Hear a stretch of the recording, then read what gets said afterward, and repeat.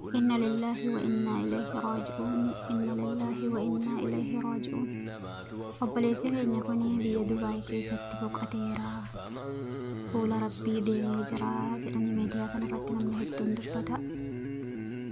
Isammoo shabaaba jaannataa rabbiin isa haa taasisu. Dogongoraa fi badii isaa rabbiin irra haa taruu fi aanaa fi aalii isaa immoo rabbiin obsa'uma hin qabne isaaf haa kennu. Keessattuu duuti biyya ormaa firoonni namaa wallaahi reeffa namaa kana laalee gaafa awwaalate sabrii argata.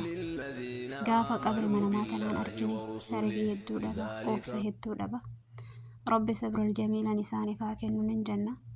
Maatii isaanii kan irraa hafan. Namoonni baay'een mucaa kanarraa birrii qabnaa. Birrii keenyan du'e ka jedhus jira subhaanallah. Mucaan kun akka miidiyaa irratti argutti haadha manallee qaban fakkaata. Miidiyaa irratti nin beeka. Jarana namni isarraa birrii qabdan niitii isaatitti siqaati. Niitiin isaa beekuu danda'a. Aanaa aalii isaa iyyaafadha.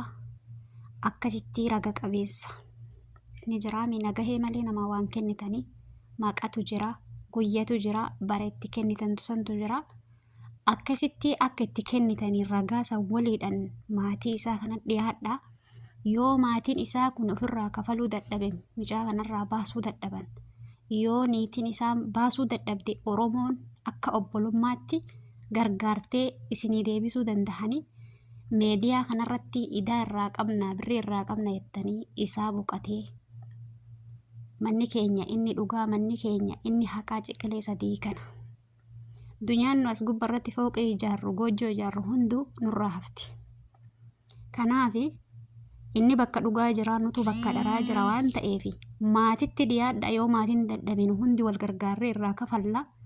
Jarana fuula isaa asii achi idaadhaan hin oofina. Rahmata kadhadhaa fi maatii qaba namni. Muuyinuyyuu baala qaba. Ilmi namaa muuyinuu damee qaba. Ilmi namaa haadhaaf abbaa qaba, obboleessa obboleettii qaba. Sinii galee itti hiqaatii, itti dhiyaadhaatii. Yoo maatiin isaanii raga qabeessan itti dhiyaattanii isinii kafaluu dadhabanii harka qalleeyyii ta'anii nuti Oromoon warri miidiyaa kana fayyadamnu wal gargaarree irraa kafalla. Inni haa boqatu. Rabbi nama jaannataa haa godhu. Maatii aanaa aalii isaa hundaa obsa rabbi dhuma hin qabne isaaniif haa kennu. Duuti akkana baay'ee nama mararti. Tanumaan isiniin dhaamata obbolummaatiif.